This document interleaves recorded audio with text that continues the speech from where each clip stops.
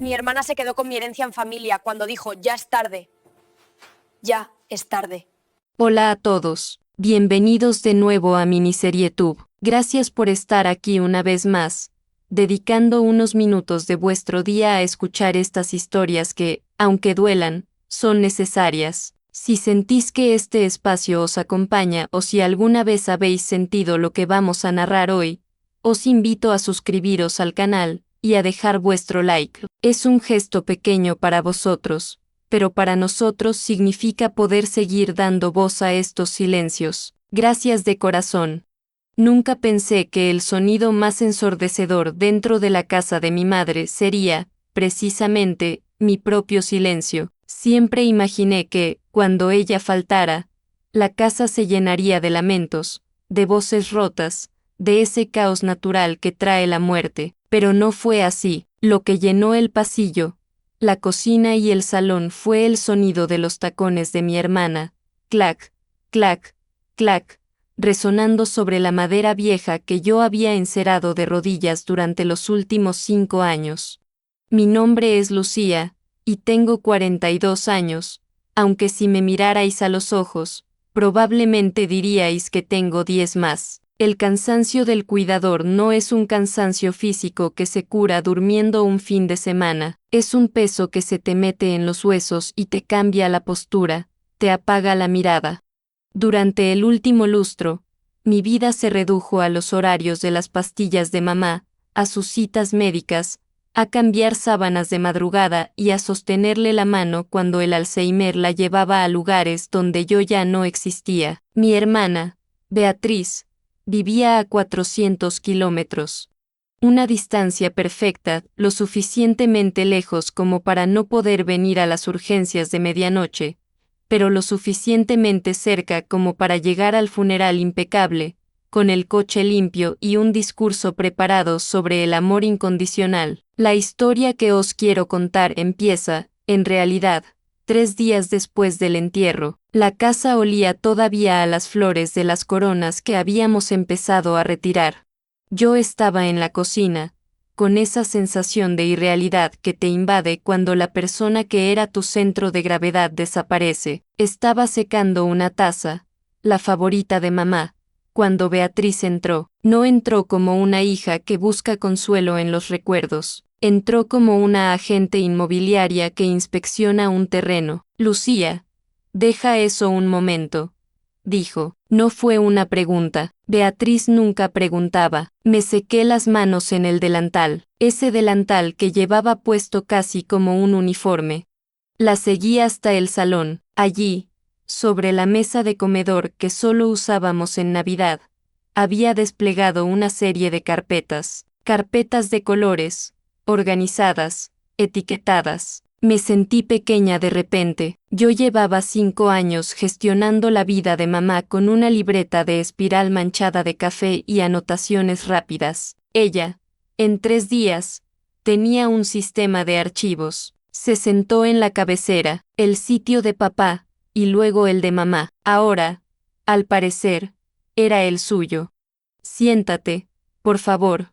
Señaló la silla a su derecha. Me senté, con las manos apretadas en el regazo. He estado revisando los papeles con el abogado esta mañana mientras tú ibas al mercado. Asentí. Yo había ido a comprar leche y pan, por inercia, aunque ya no tenía a quien prepararle las tostadas blandas. La situación es compleja, Lucía, empezó, quitándose las gafas de sol que usaba a modo de diadema. Mamá no dejó mucho efectivo.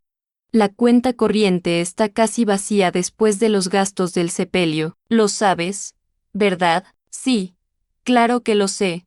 Mi voz sonó ronca, oxidada. La pensión apenas cubría los gastos de la farmacia y la comida especial. Yo tuve que poner de mis ahorros estos últimos meses para... Sí, eso ya lo hablaremos. Me cortó con un gesto de la mano, como quien espanta una mosca molesta. El tema es el patrimonio, la casa. Tragué saliva. La casa. Esa casa vieja, grande y llena de goteras que yo había mantenido en pie a base de esfuerzo físico y reparaciones caseras porque no teníamos dinero para albañiles. Esa casa era lo único que quedaba, y era, también, mi único techo. Yo había dejado mi trabajo de administrativa, mi piso de alquiler y mi vida social para mudarme allí cuando mamá enfermó. Mamá siempre dijo, empecé a decir, recordando las promesas susurradas en las noches de lucidez. Esta casa será para ti, hija, porque tú me has dado tus años. Beatriz suspiró, un sonido largo y cargado de una paciencia fingida que me heló la sangre. Lucía, lo que mamá dijera cuando no estaba en sus cabales es una cosa, la ley es otra, y la realidad familiar es otra. Abrió una de las carpetas y sacó un documento. No hay testamento actualizado. El último es de hace 20 años, cuando papá murió, lo que significa que vamos a partes iguales. 50, 50. Miré el papel sin leerlo. Las letras bailaban, pero Beatriz, yo vivo aquí, no tengo a dónde ir. Dejé mi trabajo. Ella me miró con una expresión que he analizado 1000 veces en mi cabeza desde entonces. No era odio, era algo peor, era indiferencia pragmática. Me miraba como si yo fuera un mueble viejo que no encajaba en la nueva decoración. Lo sé, y por eso tenemos que ser inteligentes, dijo, suavizando el tono, inclinándose hacia mí como una conspiradora. Tú no puedes mantener esta casa, Lucía, mírala. Se cae a pedazos, la calefacción falla, las tuberías son de plomo, necesitas dinero, no ladrillos. Y yo, bueno, yo tengo una propuesta. Hizo una pausa dramática. Yo sentía el corazón latiendo en la garganta. Mi marido y yo hemos pensado que lo mejor es que la casa se quede en la familia. No queremos venderla a un extraño, así que te compramos tu parte. Al principio, sonó razonable, incluso generoso, pero entonces sexta la cifra que había escrito en un post-it amarillo pegado al documento. Beatriz, eso es menos de la mitad del valor catastral. Es una miseria, con eso no puedo comprar ni un estudio en las afueras. Ella sonrió, una sonrisa triste y condescendiente, como la que se le dedica a un niño que no entiende cómo funciona el mundo. Es el valor real, Lucía, descontando las reformas que hay que hacer. La casa está en ruinas. Además, aquí vino el primer golpe real, el que te saca el aire.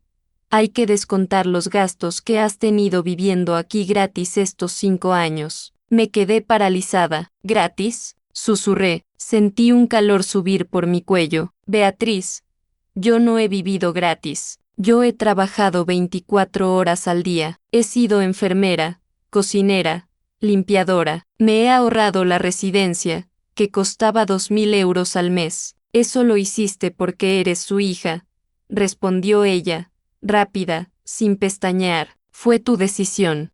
Nadie te obligó a dejar tu trabajo. Podríamos haber buscado otras opciones, pero tú siempre fuiste tan mártir. La palabra mártir flotó en el aire como un insulto. Me di cuenta entonces de que ella llevaba años construyendo esa narrativa. Mientras yo cambiaba pañales, ella construía la historia de que yo era la hermana intensita que quería acaparar a mamá. No voy a firmar eso, dije, temblando. Fue la primera vez que me opuse a ella en años. Beatriz cerró la carpeta despacio. El sonido del cartón chocando contra la mesa fue seco. Piénsalo bien, Lucía, no tienes nómina, no tienes ahorros. Si vamos a juicio para forzar la venta, tardará años. Y mientras tanto, ¿quién pagará el IBI, la luz, el agua? Yo puedo dejar de pagar mi parte de los gastos mañana mismo. Tú no puedes mantener esto sola ni un mes más. Se levantó, alisándose la falda. Me voy al hotel. Mañana vendré a por las joyas de la abuela, que esas sí están especificadas en el testamento antiguo para mí. Piénsalo, te estoy haciendo un favor quitándote este problema de encima. La sexta salir del salón. Escuché sus tacones alejarse, y me quedé allí, sentada en la silla de papá, rodeada del silencio de una casa que, de repente, ya no sentía mía. No lloré, el llanto se me había quedado atascado en el pecho, convertido en una bola dura y fría. Miré el post-it amarillo con la cifra ridícula. En ese momento, no sabía que aquello era solo el principio. No sabía que Beatriz tenía un as bajo la manga mucho más cruel que el dinero. No sabía que la humillación apenas estaba comenzando. Me levanté y fui a la cocina a terminar de secar la taza de mamá. Lo hice despacio, con cuidado, y mientras la guardaba en la alacena, entendí que si quería sobrevivir a mi propia hermana, iba a tener que dejar de ser la hija buena y sumisa que todos esperaban, pero no sabía por dónde empezar. Solo sabía que tenía miedo. Un miedo atroz a quedarme en la calle después de haberlo dado todo. Esa noche, el teléfono sonó. Era mi tía Clara, la hermana de mamá. Pensé que llamaba para darme el pésame de nuevo, o para ver cómo estaba. Lucía, hija, dijo, y su tono de voz me puso en alerta. Era un tono de reproche. Me ha llamado Beatriz. Está muy preocupada por ti. Dice que estás alterada, que estás poniendo problemas con la herencia y que, bueno, que estás reclamando un sueldo por haber cuidado a tu madre. Cerré los ojos. La maquinaria de Beatriz ya estaba en marcha, y yo seguía en silencio. Colgué el teléfono con mi tía Clara temblando, no de miedo, sino de una impotencia que me quemaba el estómago. Intenté explicarle. Intenté decirle que yo no había pedido ningún sueldo, que solo quería lo justo, pero ella me cortó con frases hechas: la familia es lo primero, no seas pesetera, tu hermana solo quiere ayudarte. En 5 minutos, Beatriz había reescrito la historia de 5 años. Yo ya no era la hija abnegada, ahora era la solterona avariciosa que se quería aprovechar de la muerte de su madre. Esa noche no dormí, me pasé las horas mirando las grietas del techo de mi habitación, escuchando cómo la casa crujía con el viento. Cada crujido me sonaba a amenaza. Si Beatriz tenía razón, si la casa se estaba cayendo a pedazos, entonces mi esfuerzo no había valido de nada. La duda es un veneno lento, y mi hermana sabía dosificarlo muy bien. A la mañana siguiente, Beatriz llegó a las 10 en punto. No vino sola, traía a un hombre con ella, un tipo con un medidor láser y una carpeta bajo el brazo. Ni siquiera me los presentó. Es para la tasación, dijo ella, pasando a mi lado sin mirarme, directa al pasillo. Necesitamos saber cuánto vale realmente esto, o lo poco que vale. Me quedé en la puerta de la cocina, abrazada a mí misma, mientras veía cómo ese extraño recorría mi hogar.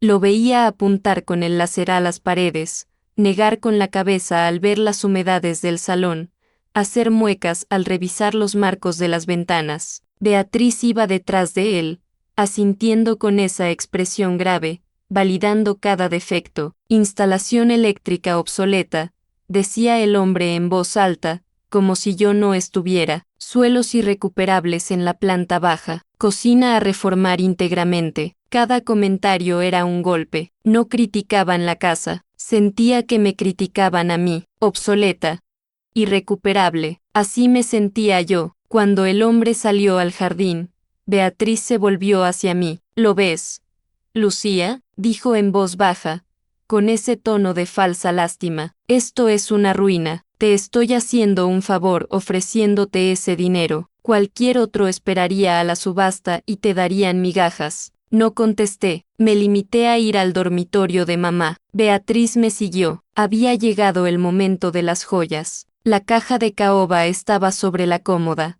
donde siempre.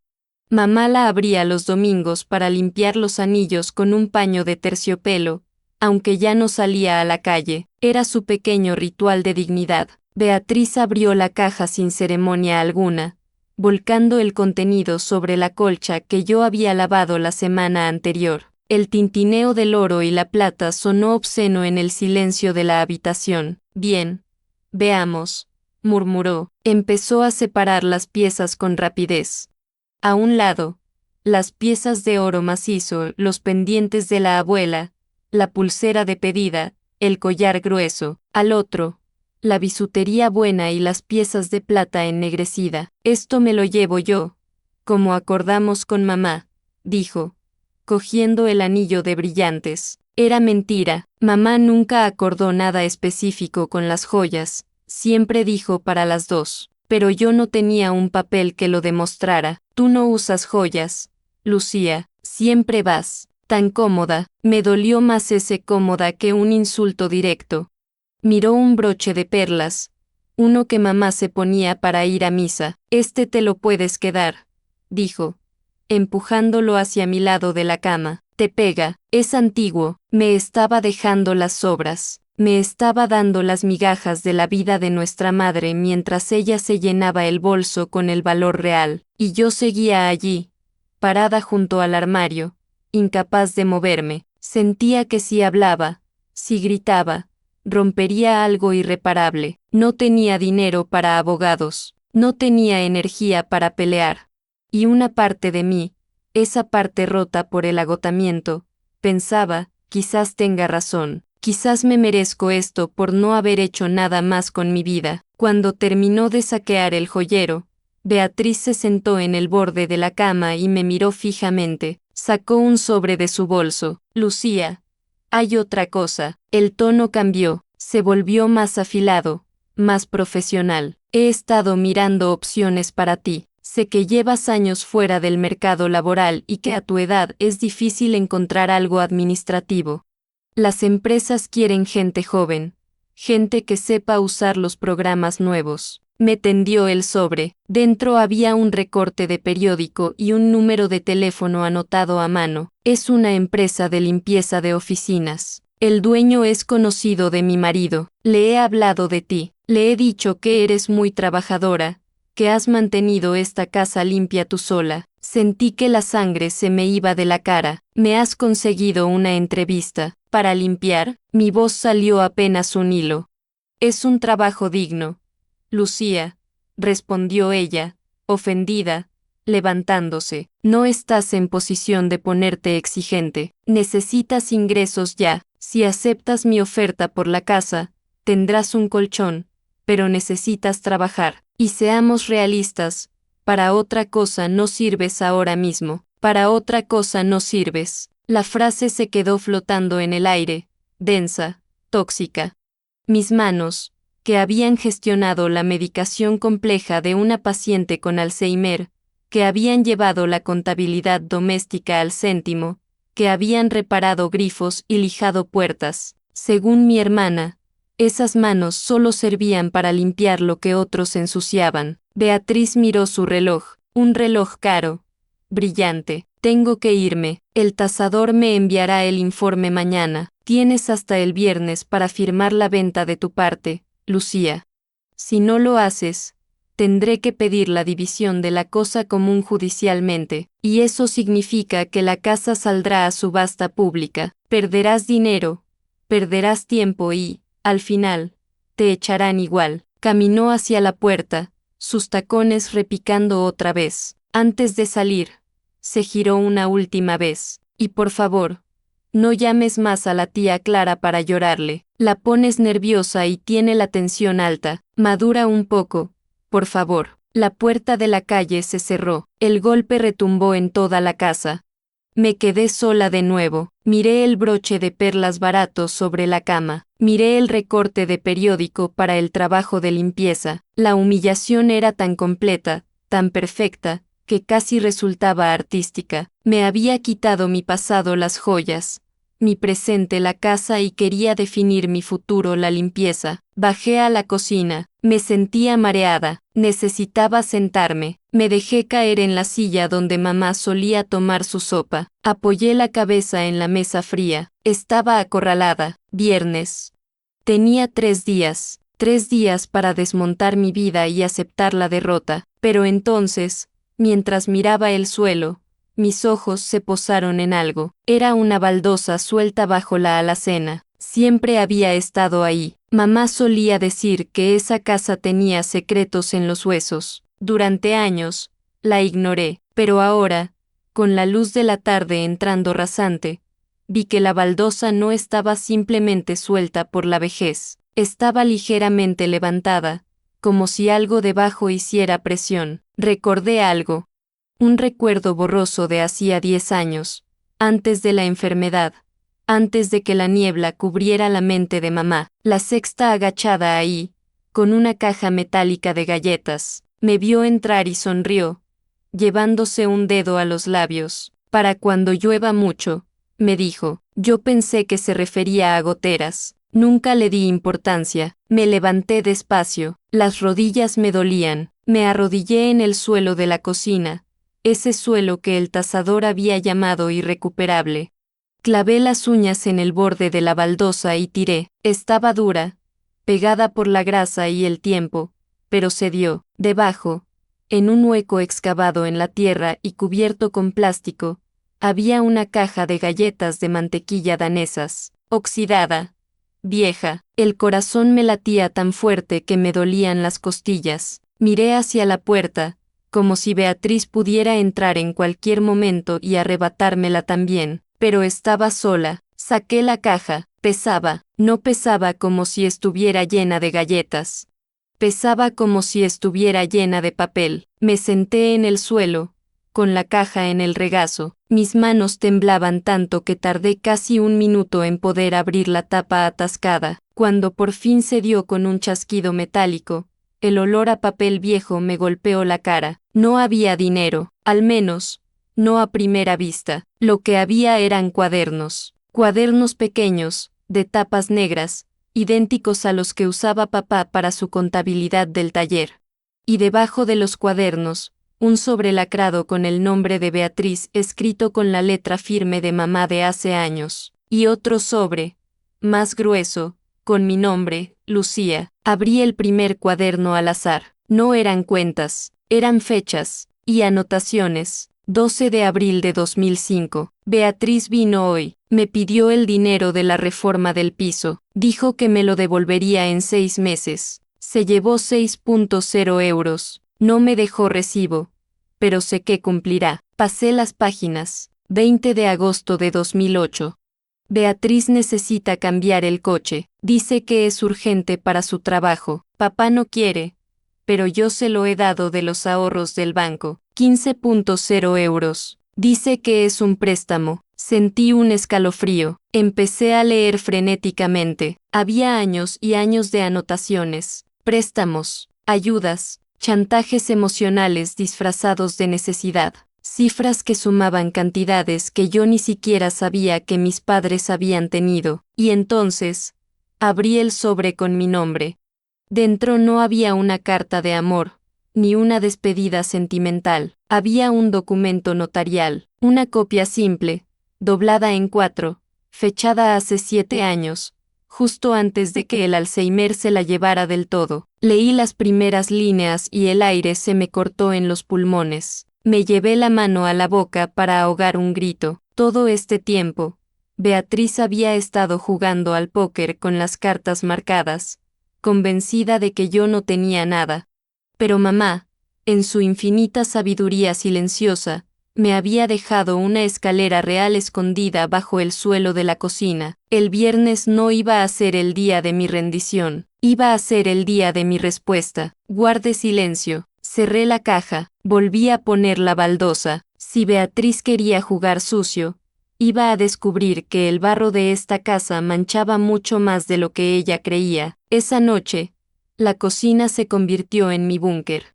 Con las cortinas echadas y una única lámpara encendida sobre la mesa, leí aquellos documentos una y otra vez, hasta que las palabras perdieron su significado y se convirtieron en pura matemática, en una ecuación fría que explicaba toda mi vida. No era solo un testamento. Lo que mamá había guardado en aquel sobre era un reconocimiento de deuda firmado por Beatriz hacía 8 años, junto con un codicilo manuscrito, perfectamente fechado y firmado cuando aún estaba lúcida, donde especificaba que todas esas cantidades debían ser colacionadas a la herencia. Saqué la calculadora vieja, esa que usaba para sumar los tickets del supermercado. Empecé a sumar los 6.0 de la reforma, los 15.0 del coche, otros 10.0 para una inversión segura que nunca dio frutos. Y más, mucho más. Beatriz no solo había pedido dinero, había drenado los ahorros de mis padres sistemáticamente. La suma total era escalofriante. Según mis cálculos, y según la voluntad escrita de mamá, Beatriz ya había cobrado su parte de la herencia en vida. De hecho, debía dinero a la masa hereditaria. La casa no se tenía que vender para pagarle a ella. La casa, en su totalidad, apenas cubría lo que ella ya se había gastado. Me quedé mirando el total en la pantalla de cristal líquido.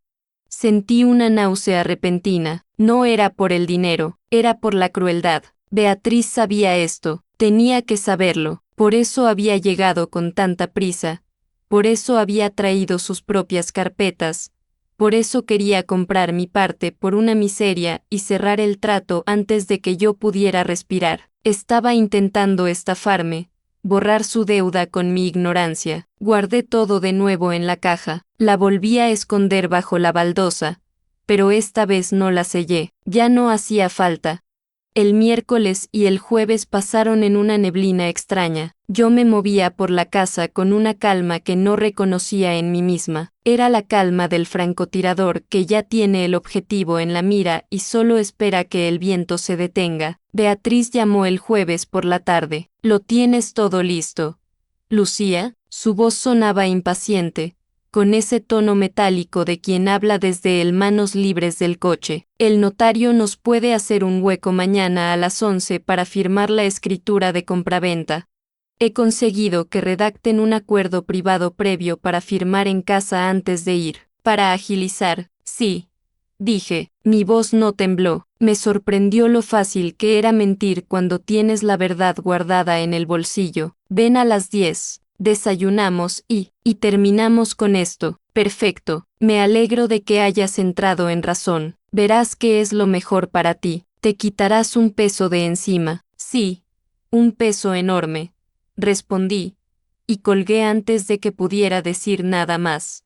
Esa noche, hice algo que no hacía desde antes de que mamá enfermara. Me di un baño largo, me lavé el pelo con cuidado, me exfolié la piel, me quité el olor a lejía y a enfermedad que llevaba incrustado en los poros. Me miré al espejo, tenía ojeras, sí, y arrugas nuevas alrededor de la boca, pero mis ojos brillaban con una luz dura, una luz de acero. Me puse a limpiar la casa, no la limpieza de mantenimiento que había despreciado Beatriz. Limpié para recibir. Enceré la mesa del comedor hasta que pareció un espejo oscuro. Saqué el mantel de hilo, el bueno, el que tenía una pequeña mancha de vino de la última Navidad con papá, una mancha que tapé estratégicamente con un centro de flores secas. Preparé café, compré pastas. Quería que todo fuera civilizado, quería que el escenario fuera impecable. Si mi hermana quería actuar como una dama de la alta sociedad que viene a rescatar a la pariente pobre, yo le daría el escenario perfecto para que se estrellara. Viernes, 9:55 de la mañana. El sonido del motor de su coche fue puntual. La sexta a aparcar desde la ventana del salón, moviendo la cortina apenas 1 centímetro. No venía sola, su marido, Jorge, venía con ella. Jorge era un hombre silencioso, que siempre miraba el reloj y asentía a todo lo que decía Beatriz. Traían refuerzos, mejor. ¿Cuántos más testigos? Menos margen para sus mentiras. Abrí la puerta antes de que llamaran al timbre. «Buenos días», dije. Llevaba puesto un vestido azul marino, sencillo pero elegante, y me había recogido el pelo. También me había puesto el broche de perlas que ella me había regalado con tanto desdén. Beatriz se detuvo un segundo en el umbral, sorprendida por mi aspecto. Esperaba encontrarme en chándal, con los ojos rojos y derrotada, pero se recompuso rápido. «Buenos días, Lucía. Veo que te has arreglado para la ocasión». Entraron. Jorge murmuró un saludo y se quedó de pie, incómodo, abrazando un maletín de cuero. «Pasad al salón, he preparado café», les indiqué. Nos sentamos. Beatriz ocupó de nuevo la cabecera. Jorge se sentó a su lado, sacando papeles del maletín y desplegándolos sobre el mantel de hilo. «Bien», dijo Beatriz, sin tocar el café. «Vamos al grano. Tenemos poco tiempo. Aquí está el contrato de compraventa de tu parte indivisa de la vivienda. El precio es el que hablamos, 45.0 euros. Te haremos una transferencia hoy mismo del 10% y el resto ante notario. Jorge me tendió un bolígrafo, un Montblanc pesado y negro. Solo tienes que firmar aquí, aquí y aquí, señaló con el dedo índice, marcando unas X en el papel. Miré los papeles. Estaban redactados con un lenguaje jurídico denso, diseñado para intimidar. Renuncia a acciones futuras. Leí en una cláusula. Aceptación de estado actual. Estaba todo blindado. No toqué el bolígrafo. Me llevé la taza de café a los labios y bebí un sorbo despacio. El silencio se estiró. 5 segundos. 10. Beatriz tamborileó con las uñas en la mesa. Lucía, por favor, no empecemos con dramas de última hora. Firma y vámonos. Dejé la taza en el platillo con un tintineo suave. No voy a firmar eso, Beatriz, dije. Mi voz sonó tranquila, conversacional. Beatriz soltó un suspiro exasperado y miró al techo. Dios mío, dame paciencia. Lucía, ya hablamos de esto. No tienes dinero. La casa se cae.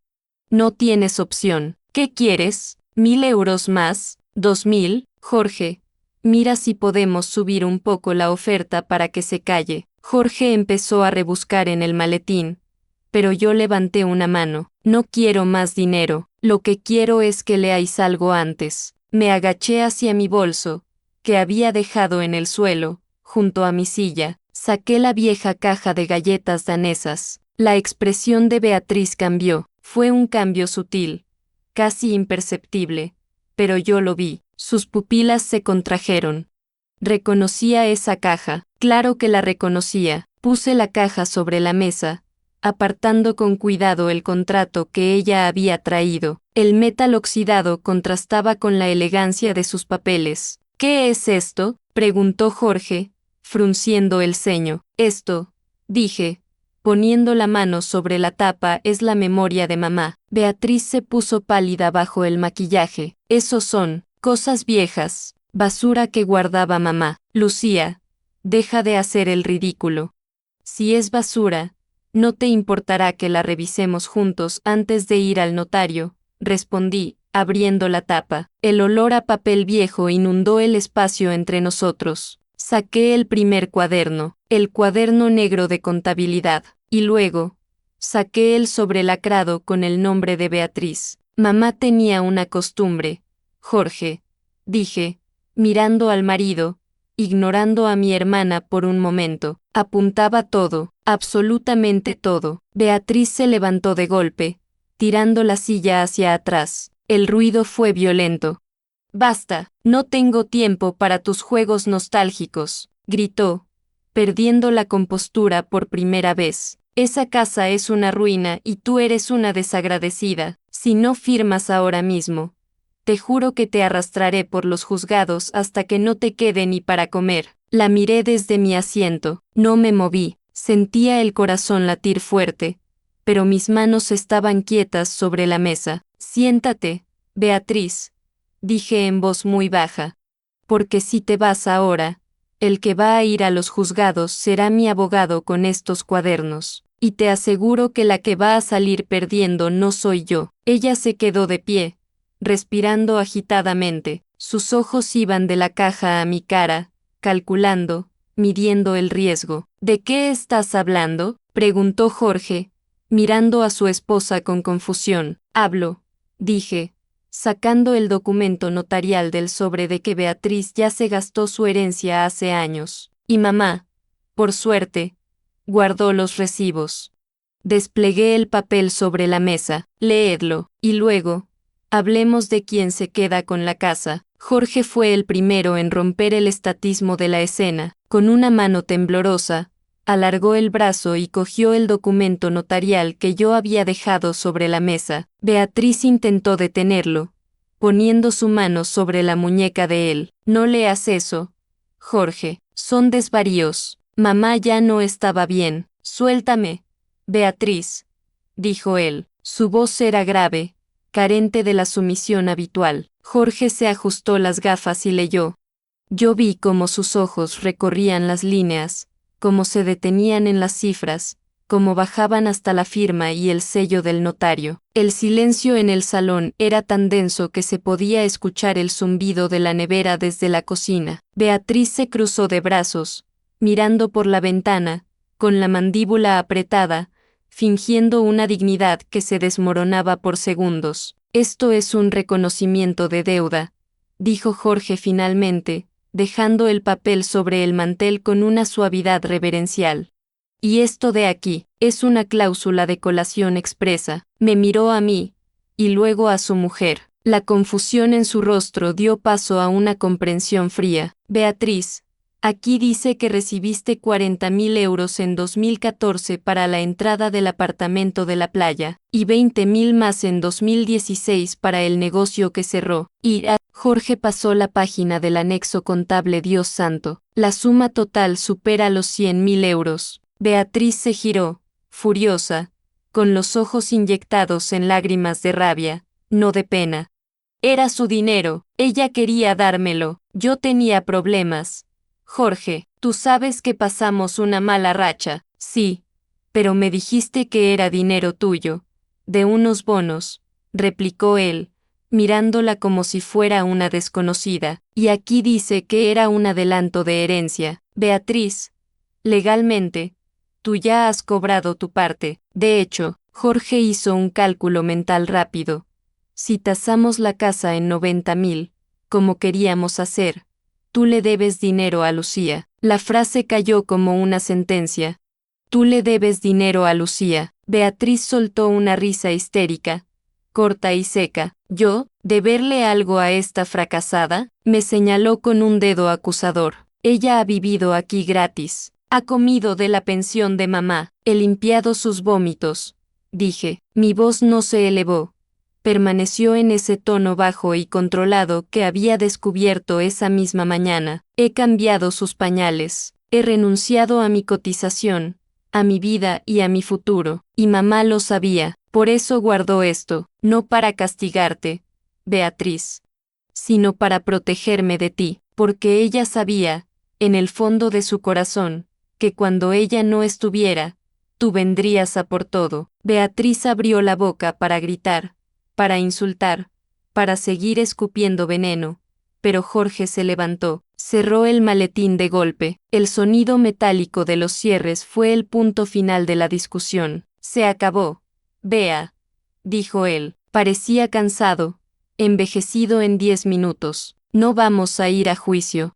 Si un juez ve estos cuadernos y este documento notarial, no solo perderemos, sino que nos condenarán en costas y te obligarán a pagar la diferencia. Pero la casa, gimió ella, la casa es de Lucía, sentenció Jorge. Sacó una tarjeta de su bolsillo y la dejó sobre la mesa, frente a mí. Hablaré con nuestro abogado para redactar la escritura de adjudicación de herencia reconociendo los pagos previos. Tú te quedas con el inmueble y nosotros no reclamamos nada más. Quedamos en paz.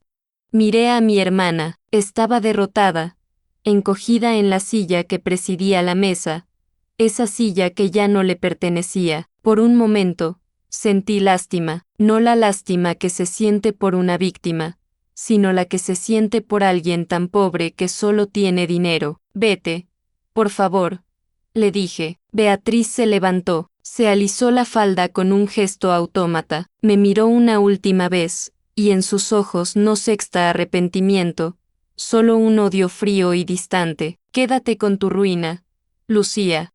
Ojalá se te caiga el techo encima, no me vuelvas a llamar. Para mí, hoy también te has muerto. Salió del salón sin esperar a su marido. Oí la puerta de la calle cerrarse, y luego el motor del coche rugir y alejarse a toda velocidad. Jorge se quedó un segundo más. Me miró, avergonzado. Lo siento, Lucía, yo no sabía la magnitud de todo esto. Lo sé, respondí, y era verdad. Jorge solo era un peón en el juego de su mujer. Cuídala, la va a necesitar.